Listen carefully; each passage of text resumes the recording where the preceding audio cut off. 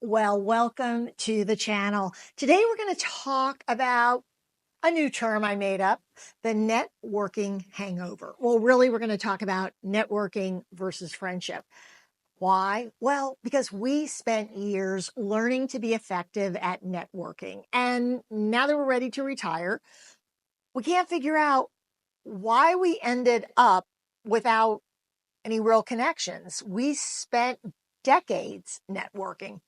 Well, hi, I'm Laura, and like I said, welcome to the channel. I hope you'll grab your coffee and let's talk about the challenges of friendships and making connections for women as we get older and a lot wiser. So, today I want to talk about the double-edged sword of networking versus friendship. It's something that I've personally experienced recently, and so many women I speak to are asking about the topic too. And it's funny, a couple of weeks ago, one of the members of our community, one of our guy subscribers, recommended this topic. So I knew it was meant to be, and I got right on it and actually had a lot of fun delving into the differences. So, looking back on our years in the workplace, years spent volunteering, climbing the ladder, working toward your definition of success, achievement, fulfillment, I would bet that one thing most of us did, whether we liked it or not, was network. Why? Well, we were told to do it. If we wanted to be successful, we had to do it. It was a way to get to know people, the right people, to help our careers, to get ahead. Networking is all about showing up, putting on the game face, big smile, easy handshake, putting ourselves out there, making connections that will pay off. But now that we're retiring or slowing down, cutting back, we've asked ourselves, where are all the people I thought I was connecting to?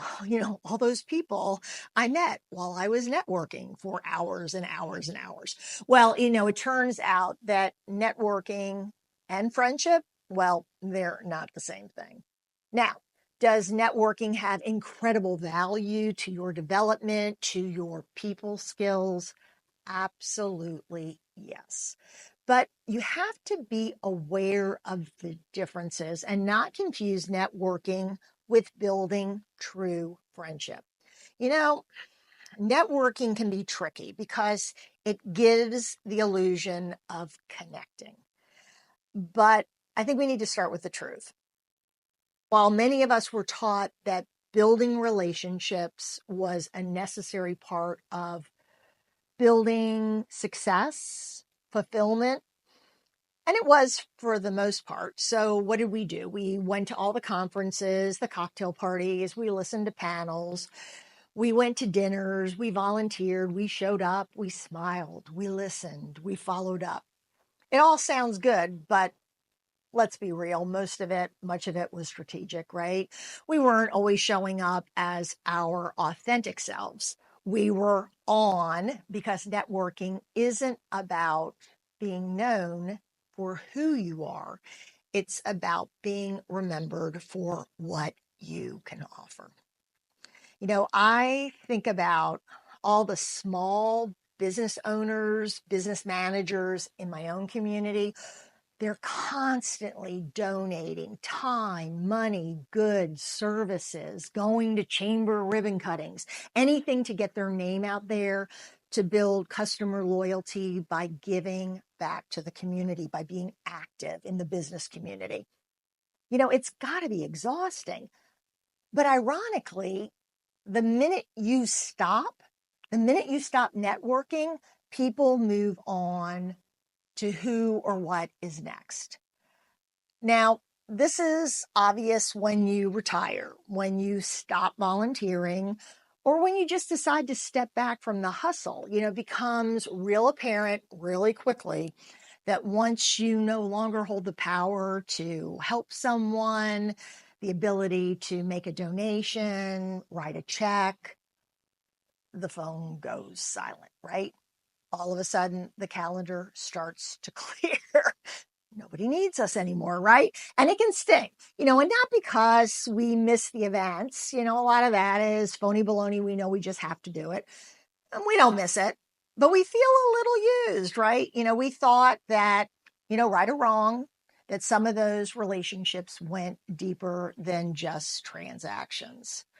But it turns out we were really building pipelines and not friendships. So, how do we transition from busy us to bored us? Because we don't want to be bored, right? But in this little bit of an in between time, it can get uncomfortable. We go from packed schedules, endless invitations, to days filled with no phone calls, no team, no assistant, no inbox bursting with to dos and requests. We've got a lot of time on our hands and a lot of silence. And unfortunately, that silence is pretty loud. It forces us to face tough questions. Did I spend 30 years, 40 years being known, but not really known? And for a lot of us, the answer is yes. So now that becomes the challenge, right? How do I rebuild a life with real relationships, the kind where we're not trying to impress or accomplish anything, kind of friendship without deadlines? The kind of relationships we want are the ones that let us be a little messy, a little boring. Hey, just the real me, right? Take it or leave it. So, friendship versus networking, what are the pros and cons? Well, I think the biggest gap is that networking was, what do you do? Friendship is, how are you doing, right? Networking was fast, sharp, polished. Friendship is slow, sometimes awkward, often vulnerable. And let's not pretend that women aren't really tough on each other. There are still mean girls, yes, even in their 60s and 70s. There's envy and jealousy and comparison and quiet competition, especially when we've lost our titles, our relevance, you know, our resume, right? And we're looking for a life with new purpose. But here's the thing, age has its privilege.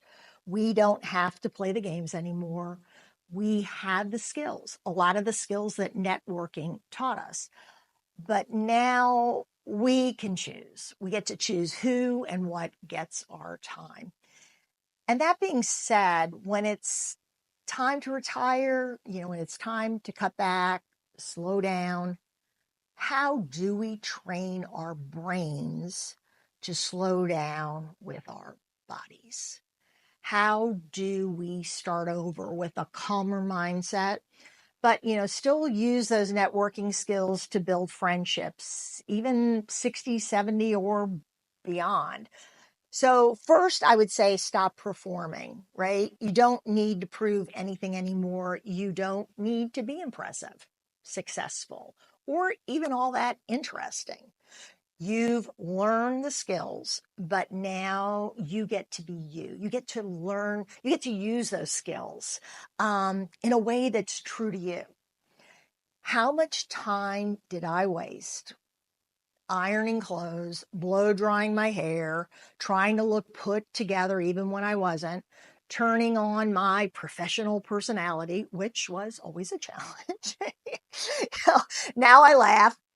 I can't even remember my earrings. I don't think I can remember them today either. And honestly, I don't care. Second, go where the connection is, not the cachet.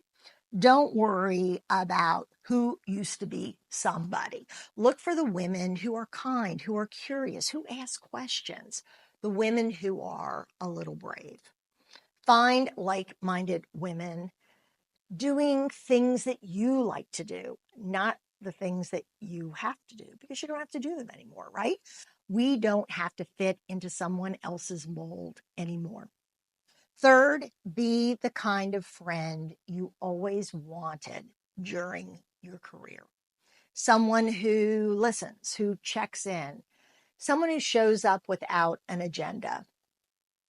And finally, give it time. Networking is a stress about closing the deal, fulfilling the promise. Friendship doesn't work like that, and it doesn't happen overnight.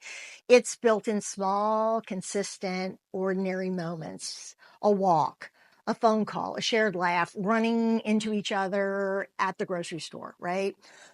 We have those networking skills, but we don't have the pressure to get results anymore. We built our careers, raised our families, gave back to our communities. And now it's time to build something just as meaningful: connections, acquaintances, friends who aren't trying to gain anything from us, but are simply happy to be around us. And this is the new definition of success. It's not about achievement at our age. It's about connection. It's not about followers, raises, promotions, awards, accolades.